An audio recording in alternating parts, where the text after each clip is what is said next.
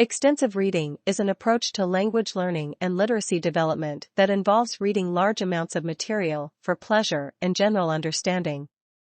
It is characterized by reading a wide range of texts, including novels, short stories, articles, and other authentic materials, with the goal of improving reading fluency, vocabulary, and overall language proficiency.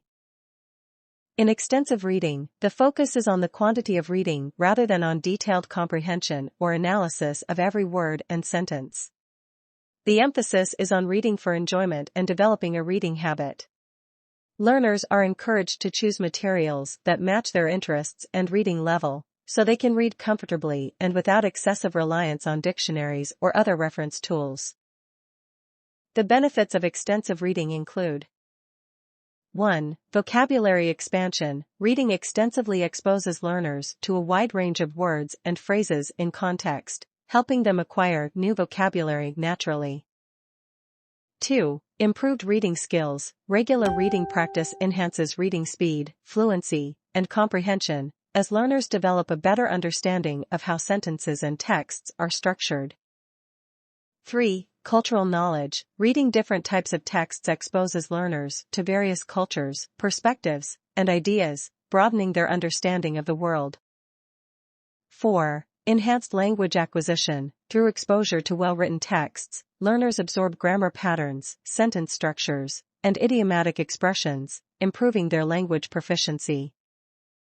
5. Motivation and engagement. Reading materials that align with learners' interests and preferences fosters enjoyment, motivation, and a lifelong love for reading. To implement extensive reading, it is essential to provide learners with a variety of reading materials at their level, ensure sufficient time for regular reading practice, and encourage learners to read independently and at their own pace.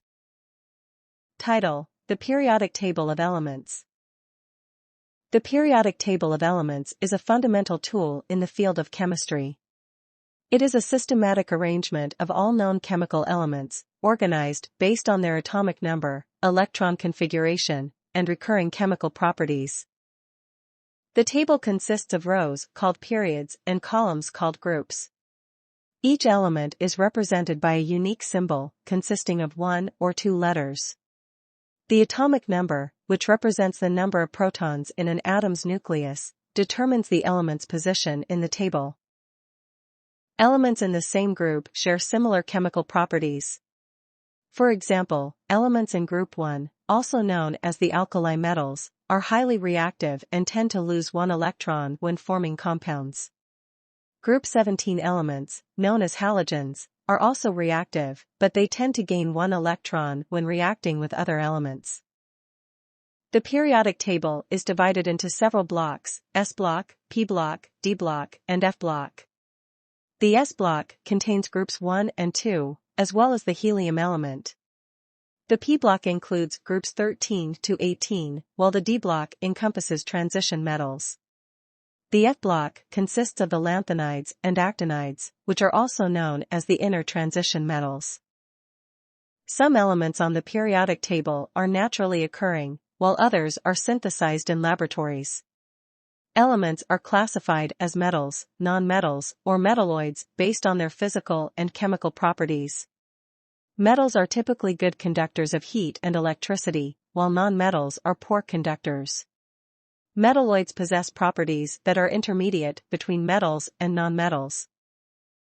The periodic table continuously evolves as new elements are discovered or synthesized. Currently, there are 118 known elements, with the most recently discovered ones being named nihonium, Nh, moscovium, Mc, tennessine, Ts, and oganesson, Og. In conclusion, the periodic table is a valuable tool that provides a systematic framework for understanding the properties and relationships of chemical elements. Its organization allows scientists to predict and explain the behavior of various elements, enabling advancements in fields such as materials science, pharmaceuticals, and environmental research. Please note that this passage provides a general overview of the periodic table and may be expanded upon or tailored to suit the specific needs of your teaching context.